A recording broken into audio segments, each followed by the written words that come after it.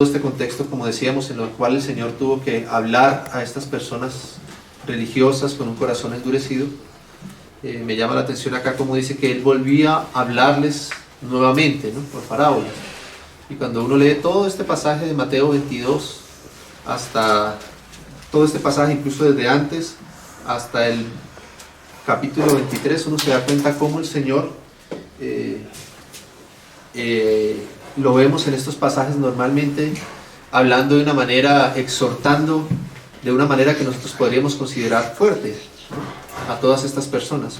Pero detrás de esa exhortación del Señor, uno puede percibir, si el Espíritu nos ayuda y nos concede, uno puede percibir el amor y el dolor que el Señor sentía en su corazón por aquellas personas, y cómo el Señor les hablaba una y otra vez insistentemente para que ellos pudieran abrir sus ojos y rendir finalmente su corazón, para que ellos pudieran ver que la posición en la que ellos estaban les estaba impidiendo ver el amor de Dios para con ellos, les estaba impidiendo ver la realidad de Dios en medio de ellos, con aquel Hijo de Dios que estaba allí en este lugar, pero que sus ojos religiosos, su religiosidad, su orgullo, su vanagloria, su tradición, no les dejaba que pudieran ver al autor mismo de la vida y aquel Dios a quien ellos pensaban estar siguiendo y sirviendo.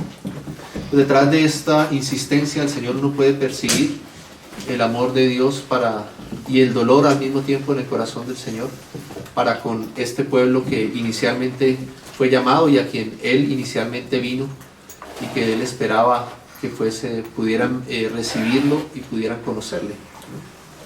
Entonces dice, respondiendo Jesús les volvió a hablar en parábolas diciendo: el reino de los cielos es semejante a un rey que hizo fiesta de bodas a su hijo. Y aquí comienza el Señor entonces a hablarnos por medio de esta parábola, nuevamente a abrir su corazón y a querer enseñarnos acerca del propósito que Él tiene en su corazón. Es cuando dice que el reino de los cielos es semejante a un rey que quiso hacer fiesta de boda a su hijo. Y en este querer de este rey, de este padre, para con su hijo, está claramente, como nosotros sabemos, figurado, escondido, todo el misterio que Dios tenía en su corazón cuando decidió hacer todas las cosas que existen, ¿no? Así como cantábamos hace un rato, ¿no?, que por causa de la voluntad de Dios todas las cosas vinieron a existir. Y es justamente por causa de este querer en el corazón del Padre para con su Hijo que todo lo demás que todo lo demás existe.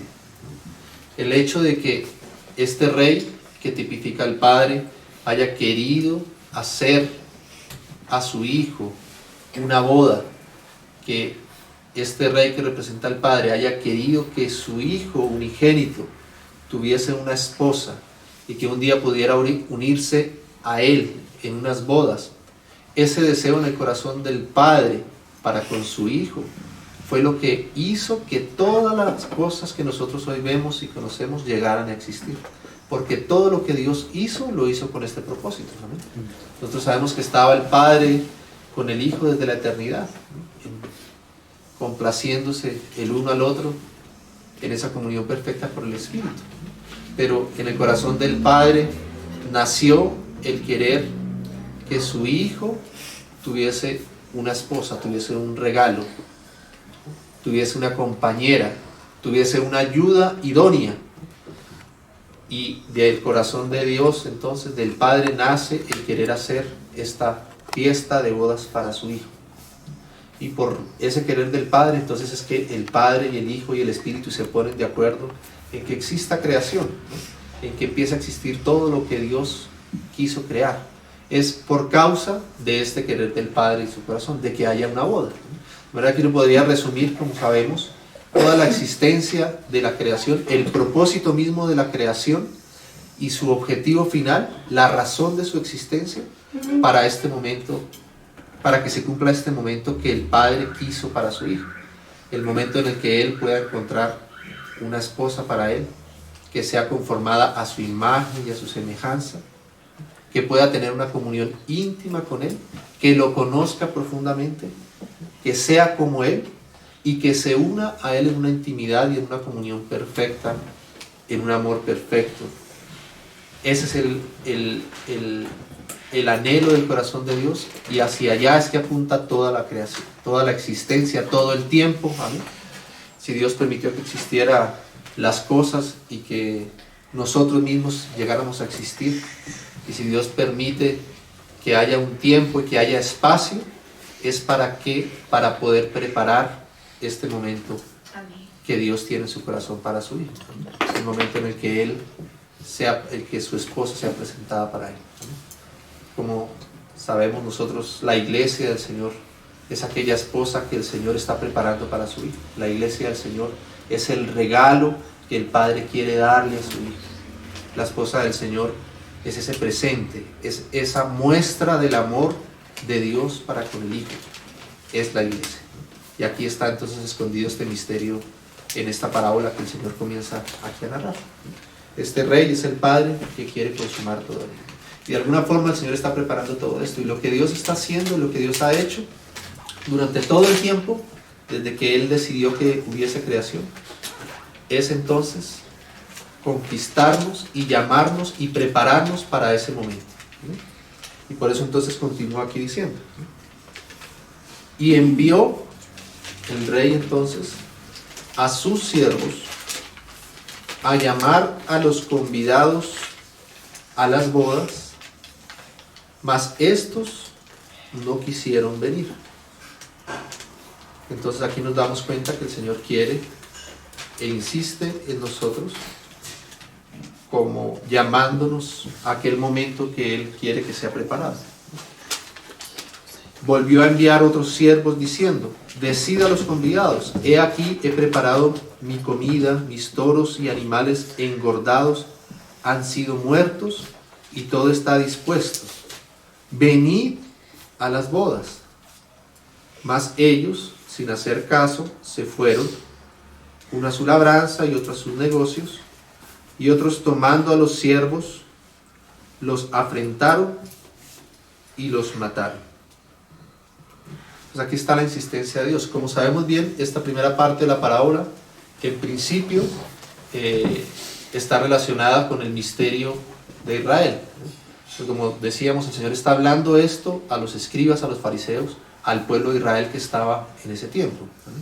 Y aquellos invitados, aquellos convidados a las bodas, que nos muestra aquí en esta parábola, inicialmente se refiere claramente al pueblo de Israel, a quien el Señor inicialmente comenzó a revelarse, aquel pueblo por medio del cual el Señor comenzó a dar todas las promesas de salvación que traería, aquel pueblo al cual el Señor se reveló, dio sus mandamientos, hizo sus promesas, ¿no? Los trajo en fidelidad hasta esta tierra prometida que el Señor les había dado, y que Él esperaba que por medio de todas las profecías que Él les envió, por medio de todos los siervos suyos que Él envió en medio del pueblo de Israel, pues cuando el propio Hijo viniera pudiese ser reconocido, ¿amén? Y pudiese ser recibido, y ellos le conocieran, y habiendo conocido todo lo que el Señor les había revelado de su propia maldad, de sus propios pecados, de su propia necesidad, entonces pudieran rendirse a Él y aceptarle a Él como su Señor y como su Salvador. ¿Amén? Pero lo que sabemos bien es que el corazón de este pueblo se endureció y no pudo percibir ese llamado de Dios, que aquel Jesucristo, el Hijo de Dios hecho hombre, estaba ahora en medio de ellos, ¿no? Y que todas las promesas y que todas las profecías que el Señor había dado y que todas las evidencias de esas profecías, todo lo que ellos habían recibido apuntaba hacia aquel Hijo de Dios, hacia aquel Mesías que ahora estaba en medio de ellos. De manera que en primer lugar, esta parábola pues nos enseña acerca de ese endurecimiento que hubo en el corazón del pueblo de Israel, quien fue por medio a quien Dios en primera medida llamó a sus promesas, llamó a su evangelio y estaba llamando a su reino. Y en las parábolas anteriores a estas, el Señor también retrataba esta condición. Amén. Antes de esta parábola, ya el inicio, está aquella parábola de los 2 hijos también. ¿Recuerdan esa parábola en la que el Señor dice que el reino de los cielos también es semejante a un padre que tenía 2 hijos, ¿no? Y llamó primero al mayor y le dijo que viniera a trabajar, y él le dijo que iría a trabajar a su viña, pero al final no fue, ¿no? Y el otro hijo, quien dijo que no iría, finalmente aceptó el llamado y estuvo trabajando en la viña de su padre, y finalmente él cumplió la voluntad de su padre, ¿no? Y también está allí esta otra parábola de aquellos siervos malvados, ¿no? A quienes el Señor encomendó en primera medida su viña, y cuando llegó el tiempo de los frutos, entonces él envió a su hijo para recibir los frutos de aquella viña que el Señor les había encargado, pero que viendo que era el hijo del rey, del señor de la viña, entonces más bien lo tomaron y le mataron, ¿no? Entonces dice ahí en aquella parábola, los hermanos recuerdan que dice que entonces el rey, el dueño de aquella viña, vendría, ¿verdad? Y quitaría la viña de aquellos a los cuales el Señor les había encargado, ¿no? Y que daría su viña a otros labradores que dieran los frutos, que le produjeran los frutos que debía producir la viña, ¿no?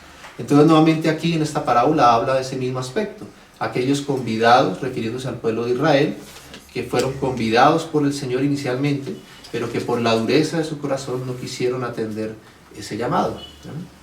Y entonces por eso el Señor continúa ahí diciendo, y vamos a ver un pasaje ahí un poquito más adelante, solo para ver cómo esto se cumple allí, en el capítulo 23, un poquito más adelante de Mateo, porque como les digo, todo este pasaje de Mateo es un pasaje en el cual el Señor está hablando allí sobre este endurecimiento, evidenciando el endurecimiento que encontró en el pueblo de Israel hacia su llamado. Y entonces por eso en el 23:37, después de que el Señor ha contado todas estas parábolas, ha querido abrir su corazón, ha querido hacer que ellos entiendan lo que el Señor les estaba diciendo. Entonces el Señor termina todo esta exhortación para con ellos ahí en el capítulo 23, desde el versículo 37, ¿no? Entonces dice: Jerusalén, Jerusalén, que matas a los profetas y apedreas a los que te son enviados.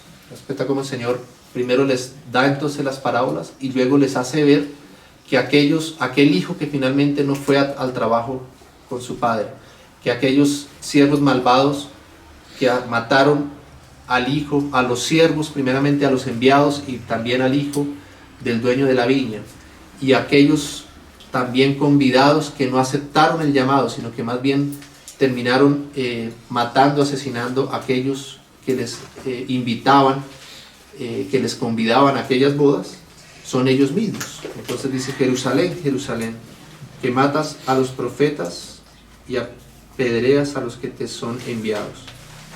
¿Cuántas veces quise juntar a tus hijos como la gallina junta a sus polluelos debajo de las alas, y no quisiste?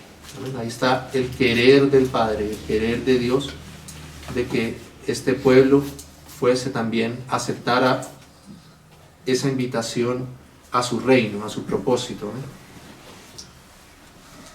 He aquí, vuestra casa os es dejada desierta, porque os digo que desde ahora no me veréis hasta que digáis: bendito el que viene en el nombre del Señor. ¿Vale? Entonces aquí, a partir de este momento, el Señor demuestra a Israel, a este pueblo, que su corazón verdaderamente nunca iba a aceptar el mensaje del Evangelio, el reino de Dios que Él había venido a traer, las buenas nuevas de salvación, ¿vale? Y por tanto dice que esta casa es dejada desierta, o sea, Él se volvería a otro pueblo, como también estaba profetizado desde el Antiguo Testamento, que el Señor llamaría a gentes de otras naciones, ¿vale? Para que vinieran entonces a su reino. Entonces nos damos cuenta que esta primera parte de la parábola pues hace referencia a eso. ¿Amén? Y recordemos también ese pasaje que está ahí en Romanos, en la epístola a los Romanos, que también complementa esto que estamos leyendo acá en esta primera porción de la parábola, en Romanos capítulo 11. Los hermanos después pueden leer todo el capítulo.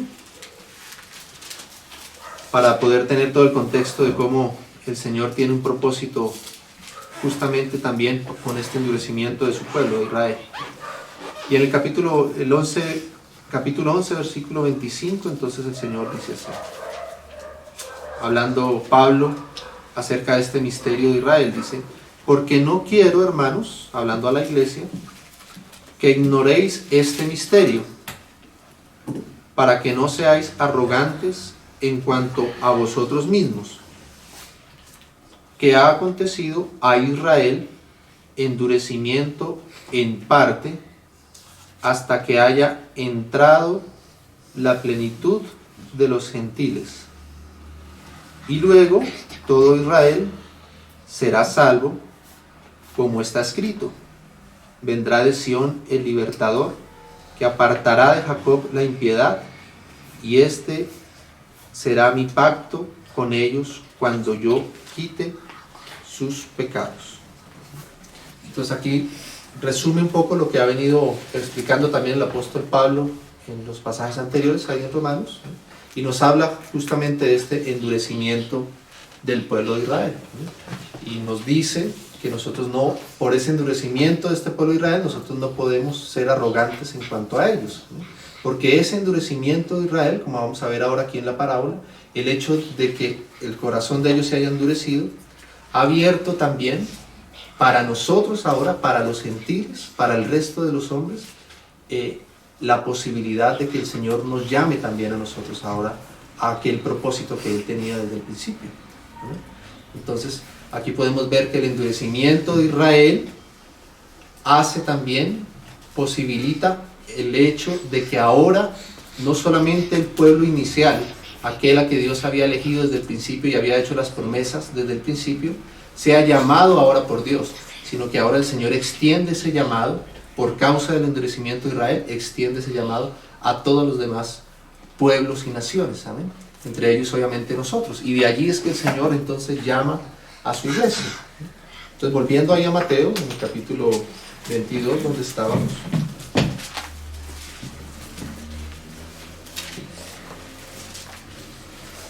y habiendo entendido entonces que, digamos, al menos en primera instancia se puede comprender esta parte de la parábola referida a Israel, ¿amén?, como este pueblo que no quiso aceptar el llamado de Dios, ese endurecimiento en el corazón, sin que eso quiera decir que esto mismo no nos enseña a nosotros, ¿amén?, nuestra propia condición, porque así como el pueblo de Israel fue endurecido en su corazón y no quiso aceptar el llamamiento que Dios hacía inicialmente a ellos, así también nuestro corazón también puede ser endurecido, ¿amén?, y puede nuestros oídos ser cerrados a ese llamamiento que Dios está haciendo ahora. Pero en primera instancia, digamos que podemos ver esa dispensación del propósito de Dios, llamando primero a su pueblo, Israel, pero por causa de su endurecimiento, entonces también abriendo la posibilidad para que ese llamamiento alcance a otros, como vamos a ver ahora aquí en la parábola. Entonces aquí sigue diciendo, ¿no? Entonces, versículo 7, entonces: al oírlo el rey se enojó, y enviando sus ejércitos destruyó a aquellos homicidas y quemó su ciudad. Entonces aquí está el juicio de Dios, ¿no?, la ira justa de Dios, ¿no?, porque Dios insiste, llama a la puerta constantemente, lo hizo con el pueblo de Israel y lo hace con todos aquellos a los cuales el Señor quiere llamar para sí, ¿no? Hay un deseo en el corazón de Dios, y es que todos los hombres sean salvos y vengan al conocimiento de su voluntad, ¿no?, al conocimiento de la verdad, ¿no? Pero así como Dios es misericordioso y es muy paciente para con nosotros, e insiste en el corazón de todos los hombres para que ellos puedan conocerle y puedan rendirse a Él, se arrepientan y vengan a este llamado que Él les está haciendo. Asimismo, Dios también es justo y es santo, ¿amén?, y su ira también es una ira santa y es una ira justa. El Señor, fíjense que no comienza destruyendo las cosas e imponiendo su reino por la fuerza, ¿no? Los reinos naturales, los reinos terrenales, los reinos que han sido, digamos, puestos aquí en la tierra, ¿no? Generalmente vienen primero con la fuerza, ¿no? Rompen las murallas, ponen la fuerza, sus caballos, sus armas, ¿no? Y someten a las personas, a las ciudades, a las naciones por medio de la fuerza para que entonces sea establecido su reino, ¿no? Pero el Señor opera de una manera diferente, ¿no? El Señor primero llama, el Señor convida, ¿no? Muestra lo que Él ha hecho por nosotros. Por eso hablaba ya de que en el llamamiento que Él hacía a los invitados, Él les decía que Él había preparado ya todo, ¿vale? Y hablaba de aquellos sacrificios ahí, de aquellos animales engordados que ya habían sido sacrificados, refiriéndose a que Él ya había hecho todos los sacrificios necesarios para que pudieran entonces venir y regocijarse en aquella fiesta de bodas con Él, ¿vale?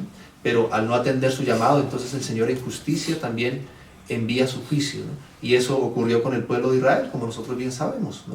Ahí luego de que el Hijo de Dios fue crucificado, ¿no? Más adelante, 70 años después, entonces la ciudad de Jerusalén fue destruida, fue quemada, el templo también fue destruido y todo el pueblo de Israel fue esparcido por todas las naciones. Entonces aquí está el juicio de Dios, la ira santa de Dios, el enojarse de este rey por causa de que ellos endurecieron su corazón y no atendieron a este llamado, ¿no? Entonces sigue diciendo el verso 8, entonces dijo a sus siervos, gloria al Señor, porque el Señor no paró su propósito ahí, sino que dice, las bodas a la verdad están preparadas. O sea, el Señor sigue insistiendo en su propósito, ¿no? El Señor sigue insistiendo en poder cumplir aquello que tenía en su corazón para con su Hijo. Mas los que fueron convidados no eran dignos. Id pues a las salidas de los caminos y llamad a las bodas a cuantos halléis. Y saliendo los siervos por los caminos, juntaron a todos los que hallaron, juntamente malos y buenos, y las bodas fueron llenas de convidados. Entonces aquí nos muestra cómo el Señor ahora incluye en ese convite, en esa invitación a todos los que están por el camino, ¿no? Y ahí está entonces ese trabajo de evangelización que el Señor, esa comisión que el Señor dejó desde cuando Él ascendió a la diestra del Padre, ¿no? De ir por todos los pueblos, ¿no? Haciendo discípulos por todas partes, predicando el Evangelio, ¿no? Llamando a todos los hombres a que vengan al arrepentimiento, que conozcan el Evangelio del Hijo de Dios, lo que Él ha hecho por nosotros, lo que Él ha preparado para nosotros, ¿no? Entonces aquí en estos versículos nosotros vemos ese llamamiento que el Señor hace a sus siervos, ¿no? A los que ya le hemos conocido, a los que le hemos recibido, para anunciar estas buenas nuevas de salvación e invitar también a todos los demás a que vengan a este propósito de Dios, a que acepten este llamamiento de Dios, a que acepten este llamamiento del Padre para que puedan venir y participar también de lo que Él ha preparado para ellos. Entonces aquí está este llamamiento ahora a todos, ya no solamente el pueblo de Israel como al inicio, sino ahora este evangelio siendo predicado, ¿no? Desde, como decía el Señor, desde Jerusalén, pero luego en Judea, luego también en Samaria y luego hasta lo último de la tierra, el Señor llamando a todos los hombres, despertando a todos los hombres para que puedan venir y participar de este propósito que Él tiene para con su Hijo, ¿no? El llamamiento a participar de las bodas es para todos. El Señor no hace exclusión de personas. Él quiere que todos puedan conocer este misterio y que todos puedan venir a las bodas. De manera que las bodas, el llamamiento a las bodas es un llamamiento para todos los hombres, ¿no? Y es una responsabilidad también nuestra como hijos suyos, como siervos suyos, el seguir anunciando este misterio, el seguir anunciando el Evangelio de Dios, el seguir trayendo las buenas nuevas de salvación en medio de los hombres, para que todos puedan venir al conocimiento del Señor y de su propósito. Amén.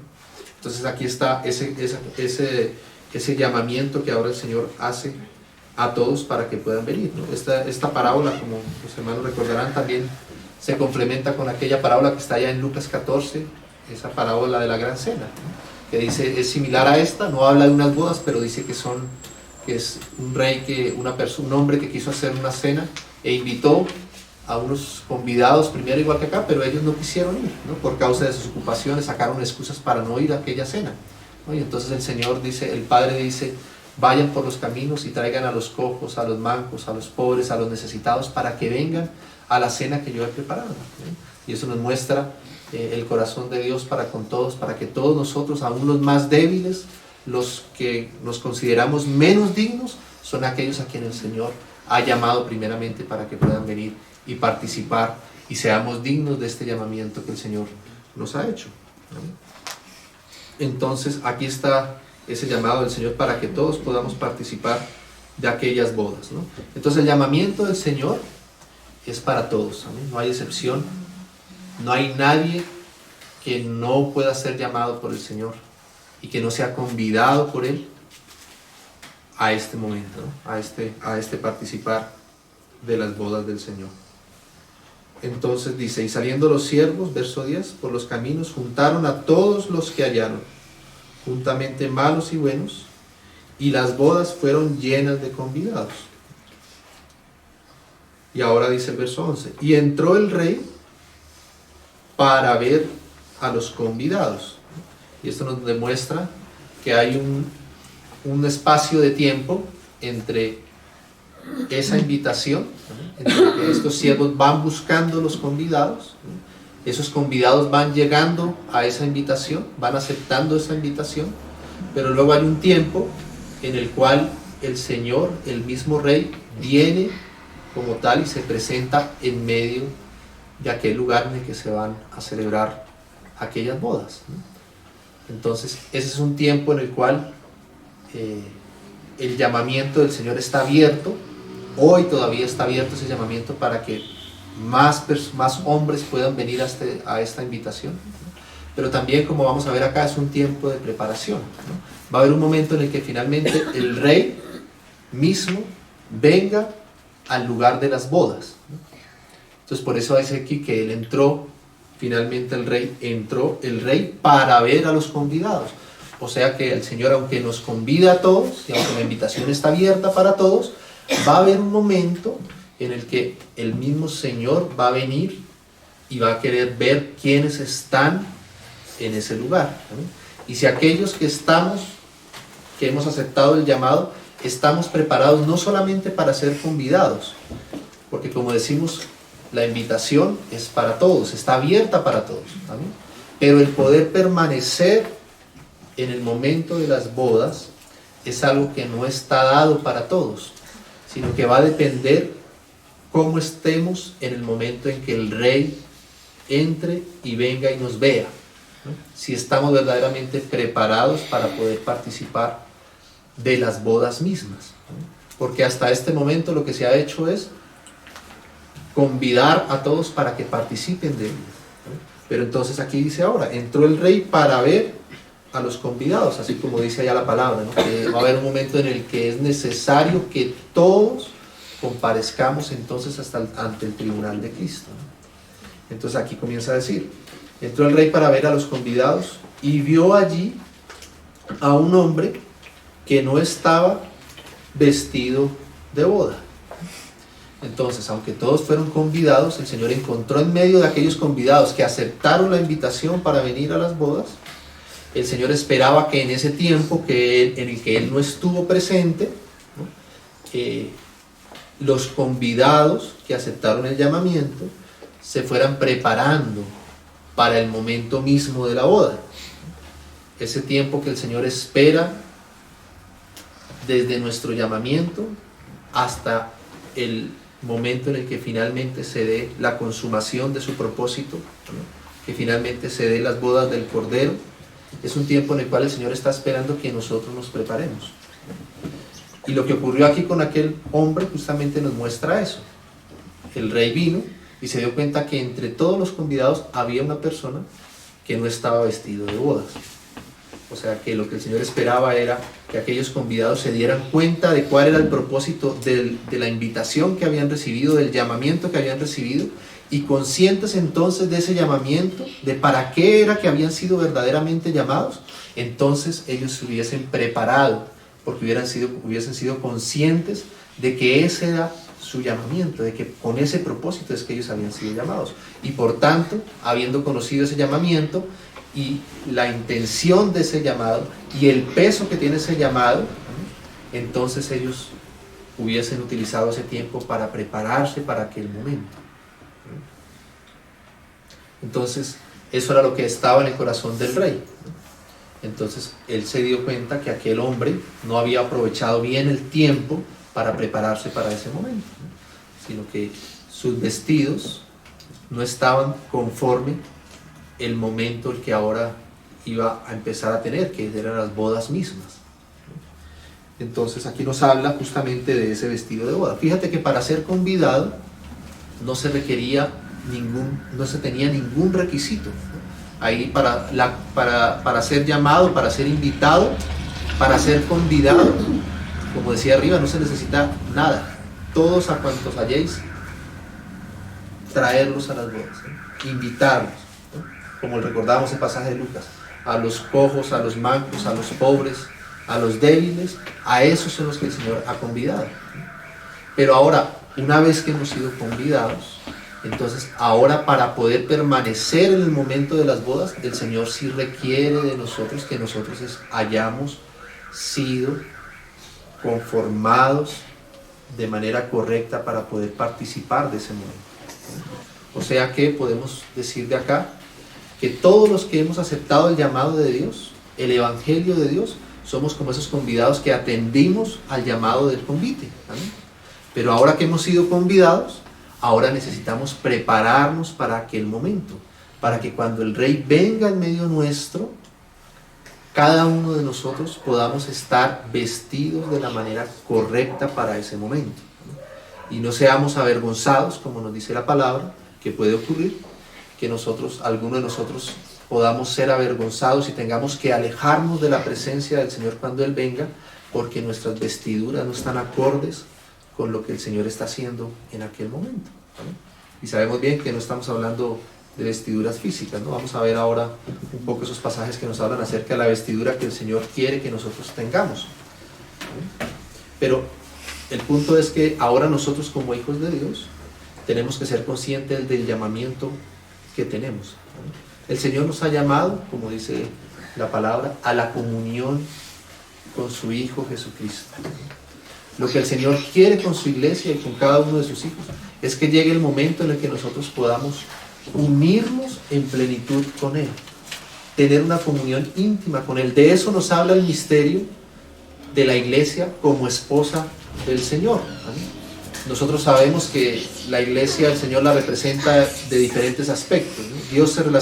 El Señor se relaciona con su iglesia de diferente, y nos muestra ese relacionamiento de maneras diferentes. Por ejemplo, el Señor habla que la iglesia es el cuerpo de Cristo, ¿no? Y nos muestra esa relación que hay entre la cabeza y el cuerpo, y cómo todos los miembros del cuerpo están unidos y siguen la dirección de aquel que es su cabeza, ¿no? Y por tanto, la iglesia es un organismo vivo que expresa y que manifiesta, que contiene la vida de la cabeza y la expresa y la manifiesta conforme la dirección de aquel que es nuestra cabeza, ¿no? Esto es Cristo, ¿no? Y todos los que han creído en el Hijo de Dios son parte y miembros del cuerpo de Cristo, ¿no? Somos miembros todos del cuerpo de Cristo, ¿no? Y a eso se refiere. Entonces el Señor, al mostrarse como cabeza del cuerpo, nos refiere acerca de su autoridad y nos habla también acerca de la plenitud de vida que Él quiere depositar en su iglesia como cuerpo. ¿Amén? Nos dice también que la iglesia, por ejemplo, es la casa de Dios. Y ese aspecto de la casa de Dios nos habla de el reposo, de la autoridad también que el Señor ejerce sobre su iglesia, pero que también que la iglesia es el lugar en el que Él encuentra su morada, en que Él encuentra su reposo, ¿no? Este es el lugar de mi reposo, les decía ya al pueblo de Israel cuando hablaba referente al templo, ¿no? Este es el lugar de mi reposo. Este es un lugar santo porque en Él es donde yo tengo autoridad y donde yo reposo. Es el lugar de mi morada, y esa es la iglesia también en la cual el Señor mora en medio nuestro. Y también entonces está este aspecto que estamos hoy recordando, que es el aspecto de la iglesia como esposa del Cordero, ¿no? Y ese aspecto de la esposa del Cordero nos habla de la intimidad que el Señor quiere tener con su iglesia, ¿no? De que el Señor quiere tener una unión perfecta, íntima con su iglesia, así como el esposo lo tiene con su esposa, ¿no? Y el Señor va a tener que relacionarse con nosotros, la iglesia tiene que prepararse para ese momento en el que se una con el Señor. Y entonces el Señor no va a poder unirse si su iglesia no está preparada plenamente conforme a su corazón, ¿no? Imaginémonos, hermanos, cómo es el Señor mismo, ¿no? Cómo es su carácter, cómo es el amor que Él expresa, ¿no? Todo lo que Él es. Y Él va a querer unirse a alguien, unirse a una esposa que sea como Él mismo es, ¿no? De manera que el Señor tiene que verdaderamente que prepararnos para ese momento, ¿no? Tiene que transformarnos, porque lo que nosotros somos es totalmente contrario a aquello que el Señor quiere encontrar en su iglesia para poder tener una comunión íntima y perfecta con ella. Entonces lo que el Señor está haciendo ahora con todos sus hijos es preparándonos para aquel momento, es dándonos tiempo y poniendo incluso circunstancias en medio de nuestra vida para que nosotros podamos ir preparándonos, siendo conscientes de las cosas que no son agradables para Él, nos despojemos de ellas, ¿amén? Y podamos ir tomando y preparándonos para lo que verdaderamente hemos sido nosotros llamados. Entonces todo esto nos habla de aquel hombre que vino el Señor y le encontró que no estaba preparado para aquel momento, ¿no? Y el no estar preparado lo refiere con sus vestidos, claro, porque era una boda, ¿no? Y en una boda, como nosotros sabemos, pues todas las personas van vestidas lo mejor posible, ¿no? Se ponen su mejor traje, su mejor gala, porque es una ocasión muy especial, ¿no? Entonces fíjate que para permanecer en este lugar sí se requería, para permanecer en las bodas, para participar de las bodas sí se requiere, sí hay un requerimiento, y es poder estar vestido de una manera correcta. Entonces sigue diciendo acá, y le dijo: amigo, ¿cómo entraste aquí sin estar vestido de bodas? Entonces ese era el requisito, ¿no? Poder estar vestido de bodas. Y vamos a recordar ahora algunos pasajes que nos habla la Biblia con respecto a esta vestidura, ¿no? Y vamos a ir inicialmente ahí al libro de Isaías, en el capítulo 61 de Isaías, donde inicialmente ya desde el Antiguo Testamento el Señor mostraba este aspecto.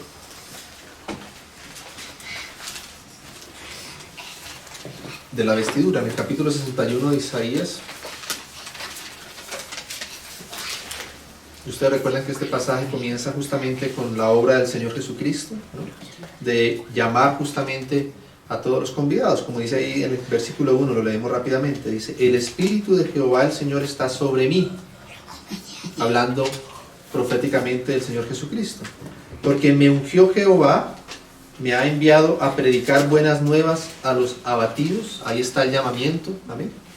Claro que primeramente es el Señor Jesucristo, pero luego el Señor Jesucristo pasó esa comisión también a sus siervos, a sus hijos, a su iglesia.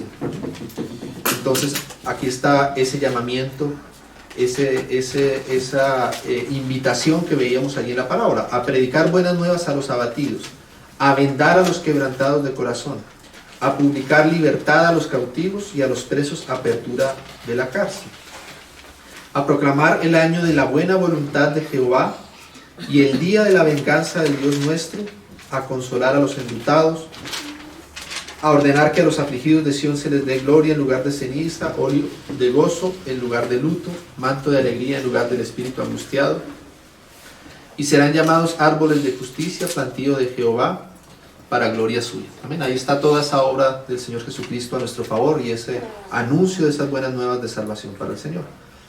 Y luego pasamos al versículo 10. Dice: en gran manera me gozaré en Jehová, mi alma se alegrará en mi Dios. Y aquí comienza a hablar por qué es ese gozo, ¿no? ¿Cuál es el motivo de ese gozo y de esa alegría que hay en el Señor? Dice: porque me vistió con vestiduras de salvación. Entonces el Señor quiere que nosotros estemos correctamente vestidos, y el Señor comienza a vestirnos, y lo primero que el Señor nos da es nuestras vestiduras de salvación. O sea, cuando el Señor mismo nos llama y nos convida, Él comienza a vestirnos y a prepararnos para aquel momento, ¿no? Y aquí comienza a hablarnos que hay diferentes tipos de vestiduras, ¿no? Aquí nos habla, por ejemplo, de la vestidura de salvación, que es aquella vestidura que todos nosotros recibimos cuando nos arrepentimos y venimos al Señor, y el Señor nos limpia y nos perdona. ¿Amén? Entonces el Señor nos viste con su salvación, nos viste con su justicia, como dice acá, ¿no? Nos viste con vestiduras de salvación, me rodeó de manto de justicia. Y esa justicia es otro manto que el Señor pone sobre nosotros, ¿no? Porque nosotros éramos culpables delante del Señor, pero el Señor nos justificó. Amén. Él es quien nos justifica, y entonces cuando Él nos justifica, Él nos pone el manto de justicia. De manera que todos los hijos de Dios estamos vestidos con vestiduras de salvación y también con manto de justicia, porque ahora somos justos, no por nosotros mismos, sino porque Él nos justificó. Amén. Entonces todos los convidados son vestidos inicialmente con estas vestiduras, ¿no? Pero luego entonces sigue hablando de otras vestiduras adicionales que es necesario que nosotros también las tengamos. Entonces por eso sigue diciendo acá, con vestiduras de salvación me rodeó de manto de justicia, y luego dice aquí, como a novio me atavió, y como a novia adornada con sus joyas. O sea que sobre esas vestiduras iniciales que el Señor nos da de su salvación, de su justicia, el Señor quiere seguir ataviándonos aún más, ¿no? Y esos son los vestidos de boda. El Señor, para poder estar y participar de aquel momento de las bodas del Cordero, el Señor requiere que los que estén allí estén vestidos, pero no solamente con la vestidura de salvación y con la vestidura de justicia que Él nos da cuando nosotros le recibimos y somos sus hijos, sino que Él requiere además que sea un vestido de boda, que es un vestido especial, ¿amén? Que es un vestido más adornado, que es concedido solamente para aquellos de sus hijos que aprovechen y que tomen de las riquezas que Él mismo nos da para que nosotros nos vistamos. Entonces fíjense que el requisito, aquí nos habla de unas vestiduras de salvación, de unas vestiduras de justicia que el Señor da a todos a los que Él ha llamado. Pero para participar de las bodas no se requiere solamente del vestido de salvación y de justicia. No es suficiente con que nosotros hayamos aceptado la salvación del Señor por la fe. No es suficiente con que el Señor nos haya justificado de nuestros pecados, sino que el Señor espera encontrarnos con vestidos de boda. Y aquí nos habla que esos vestidos de boda son atavíos adicionales que nosotros debemos tomar, que Él nos da de sus riquezas para que nosotros podamos ataviarnos, pero que es nuestra responsabilidad también el entender ese llamado del Señor y aprovechar y ataviarnos con toda la riqueza que el Señor ha preparado para nosotros. Los hermanos conocen bien que aquella parábola que leímos ahí de las bodas está en el contexto de las costumbres que habían en ese tiempo, ¿no? Y en ese tiempo, la costumbre que había cuando había una invitación de estas a las bodas, las vestiduras de gala no era algo común que todo el mundo tuviese, ¿no? Hoy por hoy algunos de nosotros podemos tener algunos vestidos especiales para esas ocasiones, ¿no? Y las mujeres tienen sus vestidos largos, con brillantes y demás. Hoy por hoy es más común que una persona pueda tener un vestido de esos en sus casas y utilizarlo para cuando está invitado a unas bodas, a una fiesta especial, ¿no? A un llamamiento como unas bodas. Pero en ese tiempo no era común. En ese tiempo tener un vestido especial, elegante, con telas finas, no era algo común. Muy poca gente tenía posibilidad de hacer eso, ¿no? Entonces, aquellos que tenían la posibilidad de tener una fiesta de bodas como esta, ellos que tenían la posibilidad, como en el caso de los reyes, lo que ellos hacían es que ellos disponían para los invitados, ellos mismos disponían los trajes. Entonces, al entrar a la casa donde se iba a realizar la fiesta de las bodas, las personas al entrar a la casa iban siendo ataviados porque el mismo rey disponía que ellos, las cosas para que ellos se ataviaran.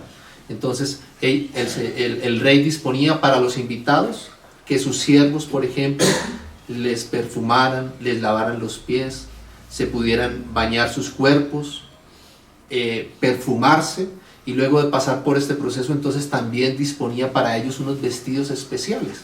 Entonces el rey era el que proveía todas estas cosas para sus invitados, ¿no? De manera que por eso la sorpresa del rey cuando vio a aquel que estaba entre los invitados y no estaba vestido de bodas, ¿no? Porque uno podría decir, bueno, pero qué injusto este rey, si él pidió que llamaran a cualquiera, luego ¿por qué entonces le va a juzgar si él no tenía la condición de poder estar vestido correctamente, ¿no? ¿Qué tal este haya sido un pobre que encontró en el camino y no tenía ninguna posibilidad de vestirse de una mejor forma? ¿Estaría siendo el rey injusto con este al pedirle que estuviera vestido de una mejor manera, ¿no? Pero la realidad es que el rey disponía de todo lo necesario para que todos los invitados pudieran participar de las bodas con los trajes adecuados, con los trajes correctos. Entonces, la provisión estaba hecha, estaba dada, ¿no? Lo que se requería era que los invitados fueran conscientes de ese llamamiento y entonces pudieran usar de eso que el rey disponía para ataviarse y para prepararse y para estar bien dispuestos para ese momento, ¿no? Y eso es una figura de lo que el Señor ha hecho por nosotros, ¿no? Porque el Señor no quiere que nosotros, no nos pide que nosotros nos preparemos sin Él habernos dado antes la provisión necesaria para nosotros hacerlo, ¿vale? El Señor nos ha dado a su Hijo y con su Hijo nos ha dado todas las cosas y el Señor logró todo lo que Él quiere lograr en nosotros, primero Él solo como hombre, pero luego Él ascendió y se sentó a la diestra del Padre y ahora estando glorificado entonces nos ha participado de su Espíritu, ¿no? Y nos dice del Espíritu Santo que el Espíritu Santo, la obra del Espíritu Santo es tomar de lo que el Hijo logró y dárnoslo a nosotros, participárnoslo a nosotros, ¿vale? De manera que ahora todo lo que el Hijo de Dios logró, todo lo que Él es, toda su victoria y todas sus riquezas están participadas ahora a todos nosotros por medio de su Espíritu, ¿vale? De manera que en nosotros ya está la provisión suficiente y necesaria para que si nosotros también nos disponemos, entonces el Señor pueda prepararnos para aquel momento en el que Él venga, ¿no? Podemos decir entonces que los vestidos ya están dispuestos para nosotros. Lo que el Señor quiere y requiere de nosotros es que podamos conocer que Él lo ha hecho por nosotros en su gracia, ¿amén? Pero que nosotros tengamos entonces la disposición de prepararnos con base en aquello que el Señor logró por nosotros, ¿amén? Y podamos tomar de esas riquezas y ataviarnos entendiendo que estamos preparándonos para aquel momento en el que el Señor venga y nos encuentre. Entonces lo que el Señor quiere justamente es prepararnos para eso. Por eso allá, volviendo un poquito a Mateo, entonces dice que aquel a quien el rey le preguntó cómo había estado allí sin estar vestido de bodas, ¿no? Por eso la sorpresa del rey, porque él había dispuesto todas las cosas, seguramente para que él pudiera estar bien preparado, ¿no? Entonces dice ahí el verso 12, y le dijo, amigo, ¿cómo entraste acá sin estar vestido de bodas?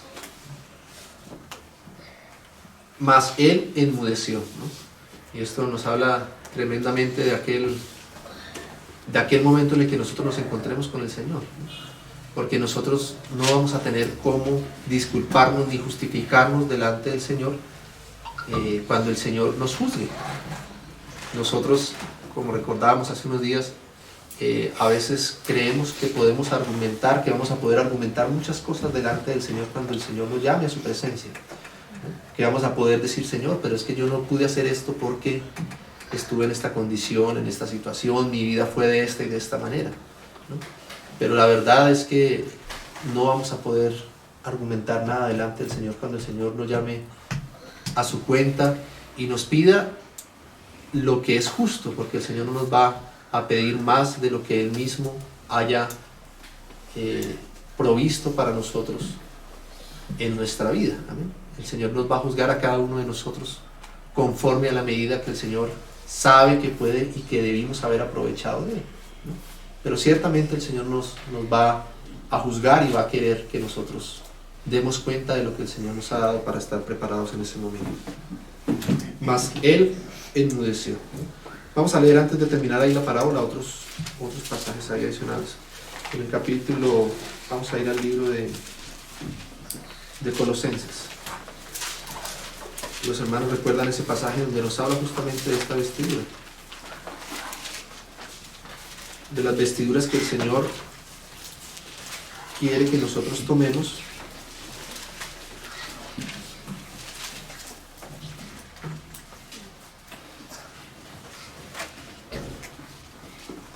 para vestirnos, en el capítulo 3 de Colosenses.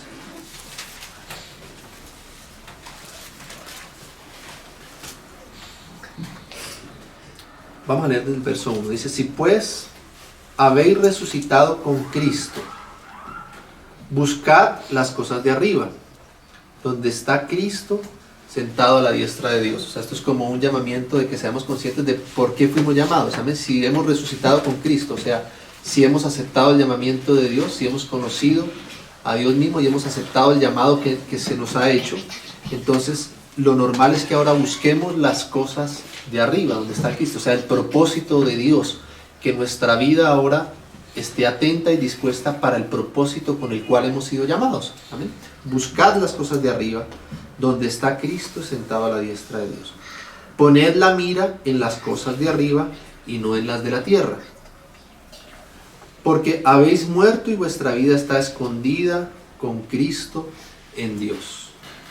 Cuando Cristo vuestra vida se manifieste, o sea, es como cuando aquel rey venga a las bodas, ¿sabes? Entonces vosotros también seréis manifestados con Él en gloria. Este es el llamamiento, esto es lo que nosotros estamos esperando. Esta es nuestra esperanza, ¿vale? Cristo en nosotros, nuestra esperanza de gloria. Este es el llamamiento a lo que, este es el momento que todos nosotros como hijos de Dios esperamos, que el Señor venga y que entonces seamos manifestados con Él en gloria. Dice entonces el verso 5, por causa de que ese es nuestro llamamiento. Si es para eso es que nos estamos preparando, entonces haced morir pues lo terrenal en vosotros: fornicación, impurezas, pasiones desordenadas, malos deseos, avaricias, que es idolatría, cosas por las cuales la ira de Dios viene sobre los hijos de desobediencia. ¿Amén? O sea que nosotros podemos ser hijos, pero ser desobedientes. ¿Amén? Podemos ser hijos, pero nuestras vestiduras todavía estar manchadas con todas estas cosas. ¿Amén? Y seguiremos siendo hijos hasta la eternidad. El Señor nos ha puesto en justicia eternamente. Amén. Pero no vamos a poder participar entonces de aquellas bodas, de aquellas cenas de la boda del Cordero. ¿Amén? Porque no estamos vestidos de la manera correcta. Entonces dice, en los cuales vosotros también anduvisteis en otro tiempo cuando vivíais en ellas. Pero ahora dejad también vosotros todas estas cosas: la ira, el enojo, la malicia, la blasfemia, palabras deshonestas de vuestra boca. No mintáis los unos a los otros, habiendo despojado del viejo hombre con sus hechos. Es como decir, quitarnos la vestidura vieja que traíamos de todo lo que era nuestra naturaleza caída antes. Y el Señor ya hizo una provisión para esto. También Él se nos crucificó juntamente con Él, y por la fe nosotros podemos despojarnos de todas estas cosas que traíamos antes.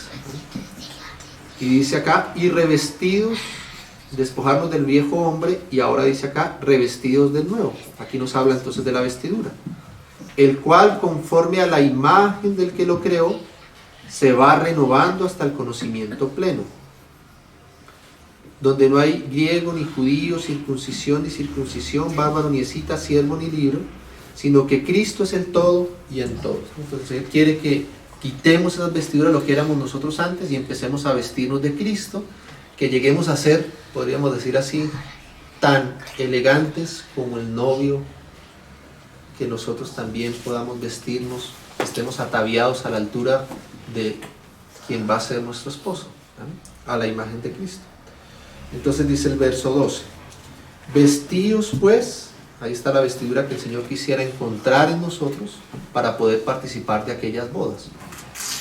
Vestíos pues como escogidos de Dios, santos y amados, o sea, santidad, de entrañable misericordia, de benignidad, de humildad, de mansedumbre, de paciencia, soportándoos unos a otros y perdonándoos unos a otros. Si alguno tuviere queja contra otro, de la manera que Cristo os perdonó, así también hacedlo vosotros. Y sobre todas estas cosas, vestidos de amor, que es el vínculo perfecto. Entonces aquí nos vamos dando cuenta que esos atavíos, esos adornos que hablaba ya en Isaías, ¿amén?, sobre el manto de sobre la vestidura de salvación y el manto de justicia, dice que había sido ataviada como novio. Esos atavíos son todos estos vestidos adicionales. Y esos vestidos adicionales ya no solamente el perdón que el Señor nos ha dado y la justicia, la justificación que el Señor nos dio, sino que el Señor quiere ahora que nuestra alma también sea tratada y que nuestra alma también sea cubierta, sea vestida, ¿no? Sea vestida con humildad, con mansedumbre, con amor, con perdón, ¿no?, con benignidad, con paciencia, que todo esto, como sabemos, es el carácter mismo de Cristo. Y como hablamos, el Señor ha dispuesto ya esto dentro de nosotros por medio de su Espíritu. Entonces la provisión está en nosotros, los vestidos están dispuestos para que nosotros, si nosotros nos arrepentimos, le pedimos al Señor su ayuda y que por su gracia Él nos conceda, podemos ir transformando nuestro orgullo. El Señor quiere transformar nuestro orgullo en su humildad. El Señor quiere transformar nuestra impaciencia en su paciencia. ¿Amén? El Señor quiere transformar todo lo que nosotros somos en nosotros mismos, transformarlo a su imagen. Él quiere que seamos vestidos de esta manera. El Señor va a venir a buscar que el corazón de nosotros haya sido transformado en todas estas cosas que leemos allá, ¿no? Que podamos ser encontrados con esas vestiduras, ¿no?, con esas vestiduras que mencionamos acá. O sea, el carácter de Cristo formado en nosotros. Eso es lo que el Señor va a querer encontrar en su esposa, ¿no? Eso es lo que el Señor va a querer encontrar en su esposa. Entonces, todos son hijos, todos los que han aceptado la invitación son hijos de Dios, ¿no? Pero solo aquellos que se vistan de boda, o sea, aquellos en los cuales el Señor logre perfeccionar su corazón, transformar su carácter a una expresión del carácter de Cristo. Solamente aquellos están correctamente vestidos para participar y unirse a Cristo como su esposa. Y en los que el Señor no logre, o aquellos que no quieran, que no acepten y que no conozcan este llamamiento y que no dispongamos nuestro corazón para hacerlo, entonces ocurrirá lo que dice ahí al final de la parábola, en Mateo 22, ahí ya terminando. En el versículo 3. Entonces el rey le dijo a los que le servían: atadle de pies y manos y echadle en las tinieblas de afuera. Allí será el lloro y el crujir de dientes, porque muchos son llamados y pocos escogidos. Entonces, cuando el Señor venga, el Señor va a tener que juzgar nuestro corazón, ¿no? Y vamos a ver si nosotros hemos podido ser vestidos como el Señor quiere, el carácter de Dios formado en nosotros. Y si nosotros no nos hemos dispuesto para esa obra del Señor en nuestras vidas, si guardamos nuestro orgullo, nuestra vanagloria, nuestra vanidad, entonces el Señor con aquellos, aunque son hijos, va a tener que ponerlos aparte de las bodas. No van a poder participar de las bodas con su hijo, ¿no?, sino que más bien van a tener que pasar por un periodo de disciplina estando por fuera de las bodas.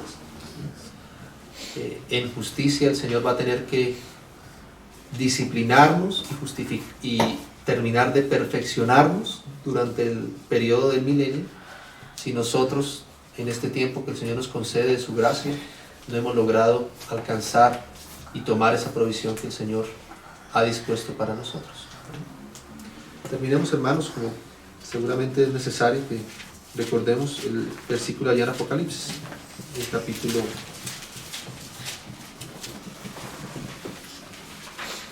22 de Apocalipsis. Perdón, el 19.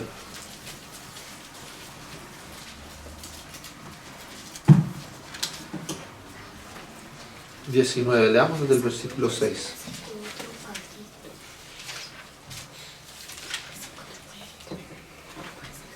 Y oí, Apocalipsis 19:6, oí como la voz de una gran multitud, como el estruendo de muchas aguas, y como la voz de grandes truenos que decía: Aleluya, porque el Señor nuestro Dios Todopoderoso reina. ¿Amén? Esa es la venida del Rey a las bodas. Dice: gocémonos y alegrémonos y démosle gloria, porque han llegado las bodas del Cordero y su esposa se ha preparado.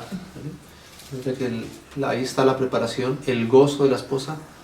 La venida del Señor debería ser de alegría, de gozo para nosotros cuando estemos bien preparados, ¿amén? Porque para eso es que hemos estado nosotros viviendo y aprovechando el tiempo para ser ataviados para este momento, ¿no? Por eso allá luego Apocalipsis al final dice: la esposa, el espíritu y la esposa dicen: ven, Señor Jesús. ¿Amén? O sea, algo particular, algo que caracteriza a la esposa es que anhela la venida del esposo. ¿Amén? Y la anhela porque sabe que está preparada. ¿Amén? Los que no están preparados, los que no estemos preparados todavía, seguramente tenemos temor todavía de que el Señor regrese, ¿no? Quisiéramos más bien que el Señor todavía no viniese. Pero la esposa, el espíritu y la esposa sí dicen: ven, Señor Jesús. Dice: sí, ven, Señor Jesús. Amén. Esperan con gozo al esposo, con gozo al Señor, porque están ataviados de la manera correcta para esperarle, para recibirlo. Entonces dice: porque han llegado las bodas del Cordero y su esposa se ha preparado. O sea, el gozo no es solamente porque sean las bodas, sino el gozo también es porque hay una esposa preparada. Las dos cosas son las que producen el gozo y la alegría. Y a ella, o sea, a la esposa, se le ha concedido que se vista de lino fino, limpio y resplandeciente, porque el lino fino es las acciones justas de los santos. Entonces nos damos cuenta que la esposa está vestida de lino fino, y el lino fino no se refiere solamente a la fe. Lo que determina que sea la esposa del Cordero es que está vestida de lino fino, limpio y resplandeciente, y dice que ese lino fino son las acciones justas de los santos. Entonces, ser convidados a las bodas es por la fe. Cuando nosotros creemos en el Señor, hemos aceptado el llamado, ¿vale? Pero poder permanecer en el momento de las bodas mismo, el ser dignos de participar de las bodas, va a depender de nuestras acciones, de las obras que el Señor haya podido hacer a través nuestro, de la preparación que nosotros hayamos tenido para con Él, del haber permitido que Cristo sea formado en nosotros, haber sido perfeccionados, ¿vale? No haber sido hijos desobedientes ni malcriados, sino haber llegado a ser hijos maduros preparados para el Señor.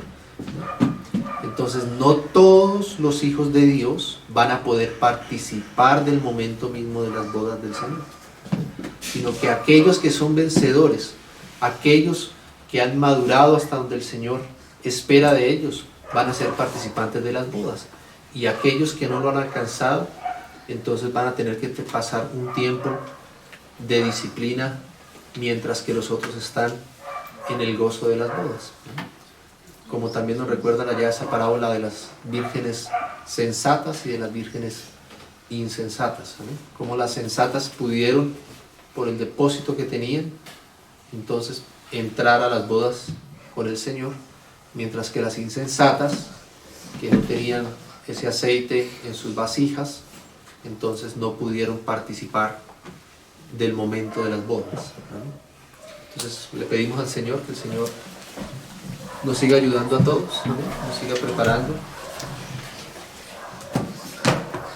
y que nosotros podamos disponernos para esa preparación. Señor, te damos gracias, Señor, porque tú te has acordado de nosotros, Señor, y nos has llamado para ti, Señor. Tú en tu gracia, Señor, nos has perdonado y nos has redimido y nos has justificado, Señor. Y nosotros por la fe hemos recibido esa preciosa provisión, Señor. Ahora, Señor, quisiéramos corresponder contigo, Señor. Que tú, Señor, nos recuerdes constantemente el llamamiento que nos has hecho, Señor. Que tengamos presente, Señor, que somos ahora para ti, Señor, que nuestra vida te pertenece. y que podamos, Señor, en el tiempo que tú nos concedas, prepararnos para ti, Señor. Que tu obra siga avanzando en nuestros corazones, en el corazón de cada hijo tuyo, Señor. Que podamos ser hallados dignos, Señor, de estar en pie delante de ti cuando tú vuelvas, Señor, cuando tú regreses, Señor. Perdona, Señor, todos nuestros pecados, Señor. Perdona, Señor, toda imprudencia nuestra, Señor. Perdona, Señor, si hemos desperdiciado el tiempo, Señor. Y concédenos en lo que nos resta, Señor, prepararnos correctamente, Señor, para tu venida, Señor, y ser hallados dignos de participar en tu reino, Señor, y ser parte de tu esposa, Señor. En el nombre de tu amado Hijo, nuestro Señor Jesús. Amén, Señor.